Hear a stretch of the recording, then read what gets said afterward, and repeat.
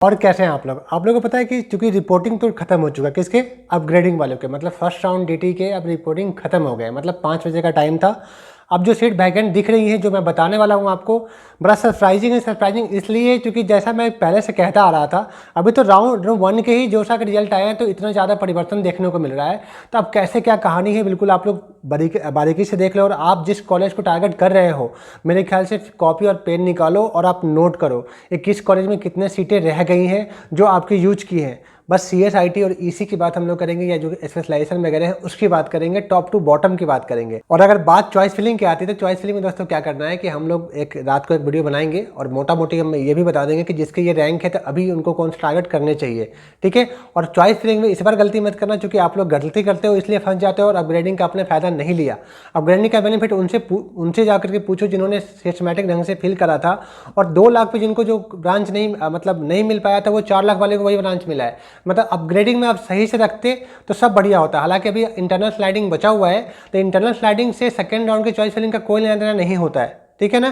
तो इसलिए second round का जो चॉइस फिलिंग है, ये मत सोच के करना कि इंटरनल स्लाइडिंग में बेनिफिट मिलेगा, उसके लिए फिर से आपको मिलेंगे मौका, ठीक है। हम लोग दोस्तों शुरुआत करेंगे सबसे पहले किससे? SGS ITS इंदौर से, चूंकि आपको पता है कि बड़ा इंपॉर्टेंट हो जाता है उनकी।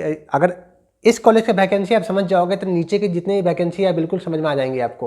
क्योंकि SGS ITS में 30 सीट्स ऐसे हैं जो खाली रह गए CS के। मतलब आप खुद सोचो कि जिन्हें ये अलॉट हुआ, मतलब मध्य प्रदेश में कोई काउंसलिंग करने आता है तो SGS ITS को सबसे पहले डालता है, वो भी खास करके CS को। और ऐसे में 30 बच्चे ऐसे जिन्होंने चॉइस करा था वो निकल के चले गए। इससे लोड किस पे आया है? IIT DAV पे। पर IIT DAV में सीटें खाली रह गई है, तो मतलब थोड़ा सा समझ लो। और जो सेकंड वीडियो होगा मैं उसमें डिटेल्स बताऊंगा आपको। अभी क्या है, SGS ITS में CS के 30 सीट्स खाली हैं। वही IT की बात करोगे तो ये 34 सीट ऐसे हैं जो IT ब्रांच के ही खाली रह गए हैं।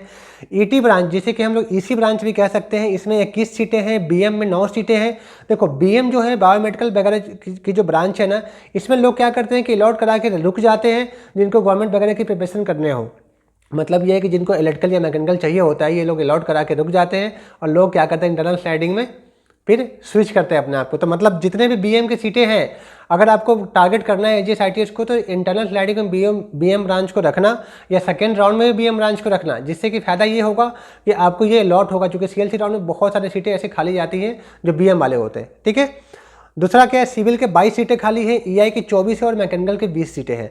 दूसरी हम लोग बात करेंगे तो JEC जबलपुर की बात करें हम लोग दोस्तों, तो वहाँ पे क्या है, CS ब्रांच की 25 सीटें खाली हैं, वहीं IT की 19 सीटें हैं, EC की 16 और AIDS की 8 सीटें खाली है। मतलब कि अक्सर जो मैं बता रहा था कि जो SGS ITS के जो अच्छे बच्चे हैं, वो जो जिन्होंने चॉइस करा था, वो कैसे नीचे उन्होंने क्या करा, प्रेशर दिया है। तो क्या हुआ है, JEC तक अपना खत्म हो गया। क्योंकि आपको ये पता होगा कि 10-1000 के आसपास में बच्चे ऐसे थे जिन्होंने अपग्रेड करा था। मतलब 10,000 बच्चा अगर अपग्रेड कर रहा है तो ये अपने आप में बहुत बड़ी बात हो जाती है। जब टोटल बच्चा 23,000 था, उसमें से 10,000 अपग्रेड करा है, कुछ बच्चे बाहर चले गए, मतलब 50% बच्चे भी इंतजार कर रहे हैं।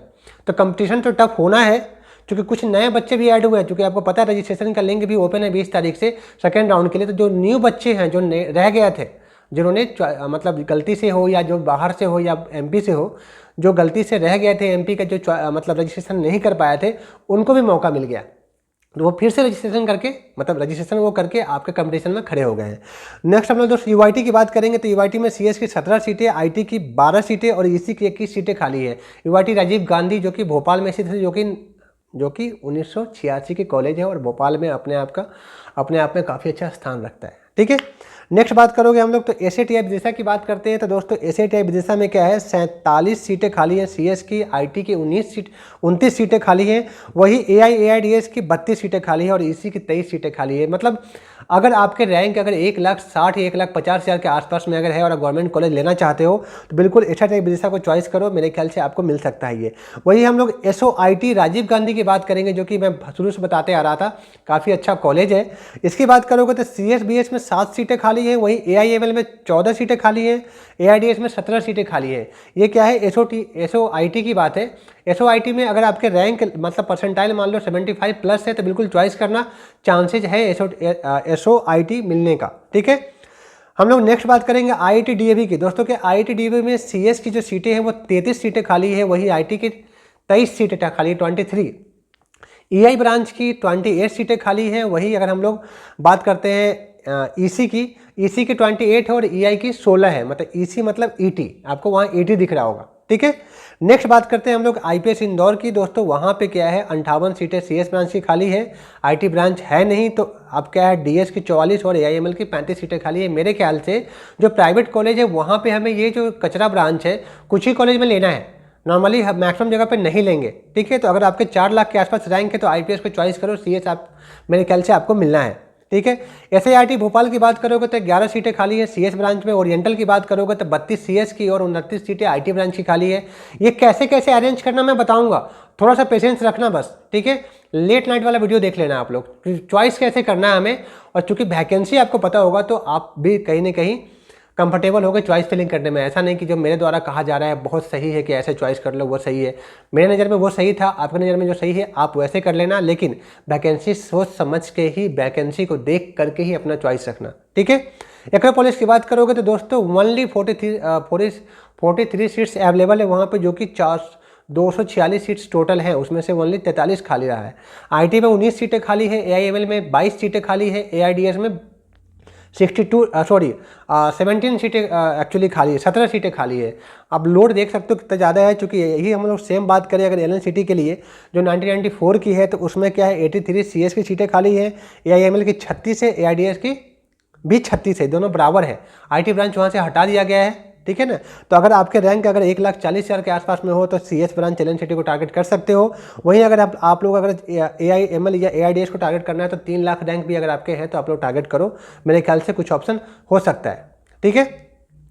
बाकी क्या चॉइस नहीं करना है, क्या कैसे नहीं देखना है मैं बता रहा हूँ, अभी थोड़ा सा बस वेट कर लो, ठीक है। और कुछ रह गया हो तो वो रह गया इंदिरा गांधी सागर, जो कि मेरे ख्याल से पता है आपको कि बहुत अच्छा कॉलेज नहीं है, तो उसके बारे में नहीं जानो तो ज़्यादा अच्छा होगा। चूँकि सबसे सरप्राइजिंग तो हमें ये लग रहा है कि भाई रीवा कॉलेज जो कोई लेता नहीं है वहाँ पे भी क्या कर रहा है, 27 सीटें सीएस की खाली है। ये बच्चे डर गए हैं एक्चुअली कि हाँ मुझे गवर्नमेंट मिल रहा है, पुराना कॉलेज मिल रहा है, लेकिन आपको पता नहीं है दोस्तों कि ये कॉलेज एक्चुअली अच्छा नहीं है अपने आप में। तो आपने जैसे लिया है, नहीं पता क्यों लिया है, बस गवर्नमेंट कॉलेज से प्यार है, तो इसका मतलब ये नहीं दोस्तों कि हम कुछ भी उठा के रख लेंगे, क्योंकि 4 साल बाद हमें कुछ नहीं मिल पाएगा वहाँ पर, ना अच्छे बैचमेंट मिलेंगे, ना अच्छे सीनियर मिलेंगे, ठीक है, ना अच्छे फैकल्टी मिलने वाले हैं आपको। माहौल तो जो है वो होगा वो तो अलग है, ठीक है। रुस्तम जी ग्वालियर की बात करोगे तो 9 सीटें ओनली खाली है वहाँ पे, चूँकि आपको पता है 30 सीटें ही हैं, तो 9 सीटें खाली हैं, बाकी आईटी के भी 11 सीटें खाली हैं, लोअर ब्रांच पे ये कॉलेज फिल होता है, ठीक है। उज्जैन की बात करोगे तो सीएस की 15 और ईसी की 17 सीटें खाली है। एक बार मेरे ख्याल से उज्जैन चॉइस करते हो तो अगर अलॉटमेंट होता भी है तो फिजिकली जरूर विजिट कर लेना, ठीक है। चूँकि पर्सनली मुझे बहुत अच्छा नहीं लगता, फिर भी अगर मान लो अगर आप लोग को लगे तो अलग बात है, लेकिन कुछ अच्छा ऑप्शन नहीं है। बीयू भोपाल की बात करोगे तो 45 सीटें खाली रह गई हैं इसके सीएस के, और आईटी की 32 सीटें खाली रह गई हैं। मतलब सोचो ये गवर्नमेंट कॉलेज जो भोपाल में अवेलेबल है इनका ऐसी कंडीशन है, मतलब ये किस कंडीशन के कॉलेज है। तो थोड़ा सा ये आपको हमें और आपको ध्यान रखना है दोस्तों। क्या है कि बिल्कुल बारीकी से, अगर आपको लगे कि ये वीडियो फास्ट हो गया तो वीडियो को स्लो करके देखो आप, लेकिन कंप्लीटली देखना और नोट करना उसे, ठीक है। थैंक यू सो मच, ऐसे जुड़े रहें, ऐसे बने रहें, जैसे मेरा प्रॉमिस था, मैंने प्रॉमिस को पूरा करा है, बिल्कुल रिपोर्टिंग टाइम खत्म होते ही मैंने वीडियो बनाया है। तो थैंक यू सो मच। कुछ कमेंट लगे कमेंट करना, कुछ पूछना हो तो पूछ लेना। Thank you.